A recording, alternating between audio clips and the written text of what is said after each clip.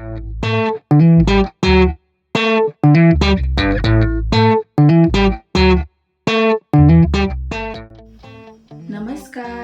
अन्नपूर्णेश्वरी चॅनलमध्ये आपल्या सर्वांचे स्वागत आहे। आज या ठिकाणी तुम्हाला बेरीचे लाडू आई करून दाखवणार आहे। तर चला आता आपण कृतीला सुरुवात करूया। तर या ठिकाणी हे साहित्य घेतलेलं आहे। बेरी आहे, अक्रोड, बदाम, काजू, थोडासा डिंक, गव्हाचं पीठ आणि गूळ आणि तूप लागेल आपल्याला। तर चला आता आपण कृतीला सुरुवात करूया। तर या ठिकाणी बघा, आता कढई घेतलेली आहे, त्याच्यामध्ये तूप घातलेलं आहे आईनं। आणि हे बेरीचे लाडू म्हणजे जे आपण लोणी कडवून तूप करतो, तूप झाल्यानंतर जे खाली राहतो त्याला बेरी असं म्हणतात। तर या ठिकाणी आता बघा, तूप गरम करायला ठेवलेलं आहे।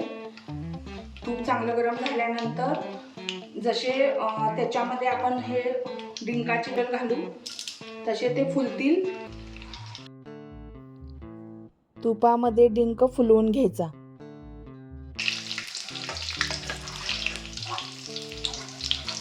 तर या ठिकाणी बघा, तुपामध्ये आता हे जो डिंक आपण घातला होता तो चांगला फुलून आलेला आहे। तर मिक्सरमध्ये आता बघा, बेरी आहे ती बेरी घालून घ्यायची आहे। आणि गव्हाचं पीठ घेतलेलं 1 वाटी, ते पण त्याच्यामध्ये घालून चांगलं मिक्सरमधून त्याला बारीक करून घ्यायचं आहे। या ठिकाणी बघा, हे मिक्सरमध्ये घालून घेतलं होतं आपण पीठ आणि बेरी।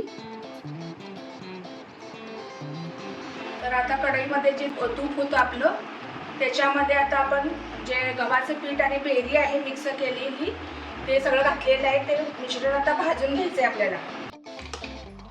तर या ठिकाणी बघा, तूप थोडंसं होतं मगाशी, त्याच्यामध्येच आता हे भाजून घ्यायचं चाललेलं आहे। मिक्सरमध्ये आता आपण जे मगाशी ड्रायफ्रूट घेतले होते ते आता घातलेले आहेत आणि डिंक पण आपण जो फुलवून घेतलेला आहे तो पण त्याच्यामध्ये घालून घ्यायचा आहे।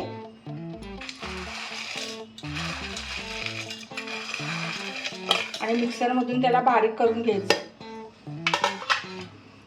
ड्रायफ्रूट आणि डिंक जो आपण घालून मिक्सरमध्ये घातला होता त्याचं आता आपण पावडर करून घेतलेली आहे। आणि जे गव्हाचं पीठ आणि बेरी आहे त्याच्यामध्ये आता ते सगळं आपण घालायचं आहे। तर या ठिकाणी आपण 1 बाउल गूळ घेतलेला आहे चिरून, तो आता कढईमध्ये आपण त्याचा पाक करून घ्यायचा आहे। कढईमध्ये घालायचा आता गूळ।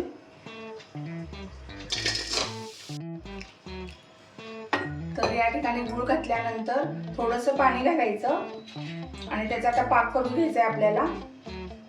गूळ वितळेपर्यंत करायचा पाक। तर या ठिकाणी बघा, आता गूळ आपण वितळून घेतलेला आहे, असा झाला पाहिजे। तर या पाकामध्ये आता आपण जे मगाशी मिश्रण केलं होतं तयार मिक्सरमधून ते सर्व घालून घ्यायचं आहे आणि एकजीव करायचं त्याला हलवून।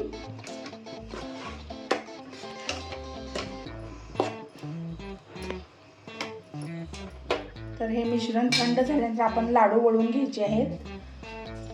आणि हे जर का जास्त पातळ झालं असेल, आपलं पीठ हे पातळ झालं असेल तर त्याच्यामध्ये तुम्ही गव्हाचं पीठ थोडंसं भाजून चांगलं घालू शकता।